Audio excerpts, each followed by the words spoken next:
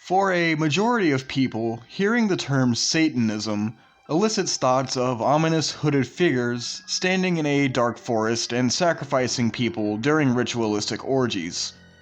Thankfully, or unfortunately, depending on your worldview, groups like this don't actually exist, at least not on a massive scale anyway. Actual devil-worshipping cults are pretty rare outside of Hollywood horror movies and shitty FX shows that have run way past their prime.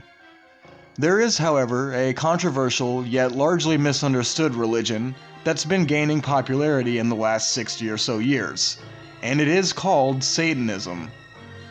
Make no mistake though, it doesn't involve the worship or even belief in Satan as a mystical figure of all that is evil, or even that he exists at all. So let's talk about Satanism, what it actually is, and some of the controversies, true and false, surrounding the religion of rebellion.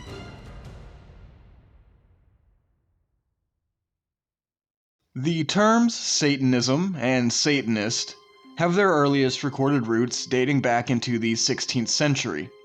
At this point in history, religion was a highly contentious subject to say the least. During this time, followers of Christianity would accuse any differing religion of devil worship. Even different sects of Christianity were labeled as Satanists if they didn't align with the church. The word Satan itself was originally used as a title for an adversary or opposition. It wasn't until a few revisions of the Christian Bible that the main figure of evil would be given the name Satan. With that bit of historical pretext out of the way, let's talk about the formation of Satanism as a religious movement. Anton LaVey founded the Church of Satan in 1966. LaVey, born Howard Levy on April 11, 1930, has been described as an eccentric man with a strong personal magnetism. He charmed most that he met and made many friends and connections throughout his life. He was also known to embellish the truth quite a bit, believe in some questionable things, and practice the occult.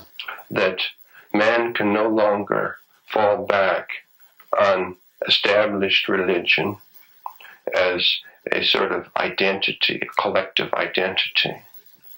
And occultism is a sort of do-it-yourself God kit, in whatever form it takes. So naturally, he was born to start a religion, and on April 30th, 1966, he did exactly that, declaring 66 to be Anno Satanis, or the first year of Satan, thus marking the official birth of the Church of Satan.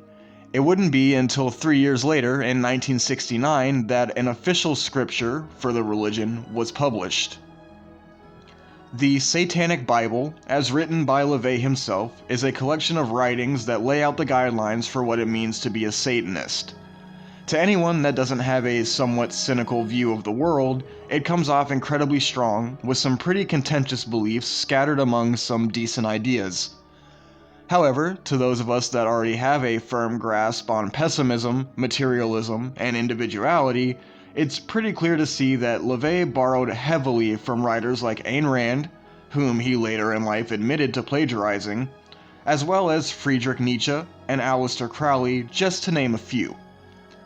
Despite the unoriginal and contentious nature of the Satanic Bible, the book has sold over 1 million copies, and the Church of Satan still has proud members and a large presence even in the decades after LaVey's death in 1997. I believe the main appeal lies in the 9 satanic statements. Honestly, most of them are pretty common sense stuff that I'd be willing to bet most people already live by. Disregarding the language used, at least a few of these things should hit home to most people. While the Satanic Bible promotes a highly materialistic and individual egoist set of beliefs in most of its content, it also stresses the importance of not aggressing upon the innocent. That being said, it's time to take a look at the Satanic Panic. 1980 marked the year of moral panic and outrage toward the Church of Satan, resulting in over 12,000 claims of ritual abuse at the hands of satanic cults, all kicked off by the publication of a now discredited many times over book called Michelle Remembers by Canadian psychiatrist Lawrence Pasder with the help of his at the time patient and future wife Michelle Smith. The two wrote a book detailing and alleging abuse throughout Michelle's life by her family and later the Church of Satan, after the now defunct practice of memory recovery therapy revealed numerous traumas that she had supposedly endured and repressed throughout the years. Almost all of the claims have since been retracted, and LaVey even threatened Pasder with a libel suit, causing an almost immediate retraction of the accusations against the Church of Satan. Furthermore, no substantial evidence has ever been linked to any other claims made in the book. However, the damage was done as soon as it hit shelves. Hysteria swept through the public, and the witch hunts began. This would lead into the most expensive court case in United States history, when staff and owners of a daycare in Manhattan Beach, California, would be accused of the sexual abuse of hundreds of children in connection with satanic cults.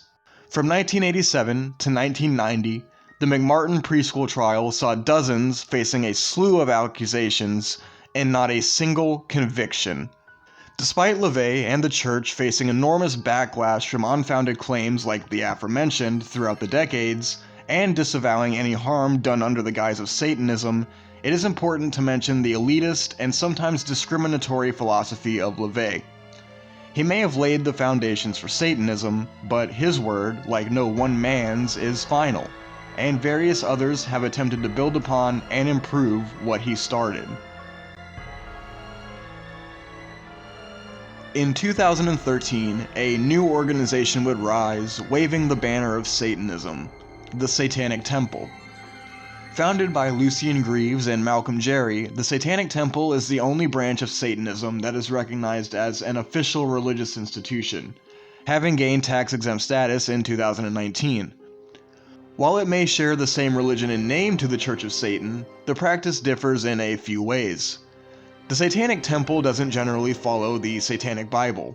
They push for a more compassionate and accepting view, despite the main tenets of the temple sharing quite a bit of overlap with the churches.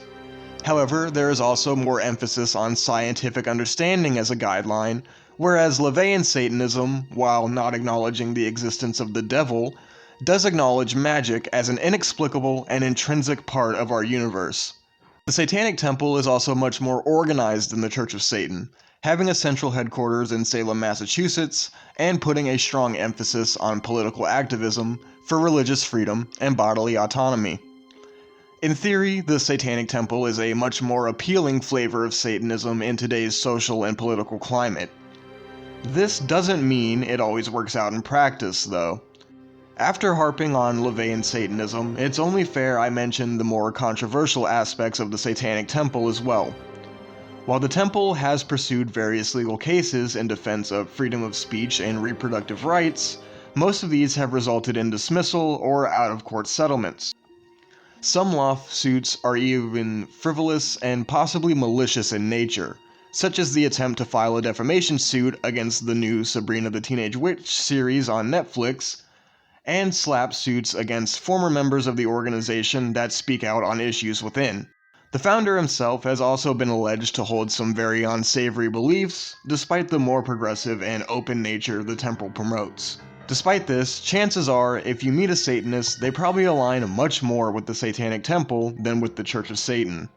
Even though the previously mentioned branches of the Satanism family tree are the most well-known and accepted among the Satan savvy, they're not the only choice for anyone hoping to join in. Various organizations around the world have adopted Satanism as their principles for activism and belief. For example, one I came across in my research for this video was the Global Order of Satan, founded in 2018.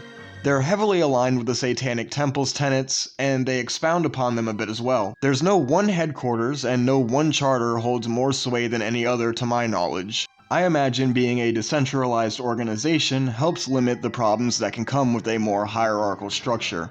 So, with all the information I've laid out, hopefully I've been able to shed some light on some misconceptions about Satanists as devil-worshipping murderers, as well as some of the good and bad aspects of the religion and various scandals, both true and false. If you're interested in the belief, I would highly recommend looking into it for yourself if this video piqued your interest. As for what I think about Satanism, personally, I agree with most of the tenets of all the branches that I've looked at, but that's because they're mostly pretty common sense stuff despite some ideological differences between LaVey and Satanism and the Satanic Temple. As for the works of LaVey, the stuff I agree with in the Satanic Bible is all stuff that I've already read in works like Nietzsche's Antichrist. Overall, I don't see much of a point in mixing and branding of anarchism and existentialism, and in LaVey's case, materialism and social Darwinism, as Satanism. But that's just my take on it. No matter what I say, Satanism will be here for a while from what I can tell. And as long as it is, it will inherently be a religion surrounded in controversy, misunderstood by most, and based on rebellion.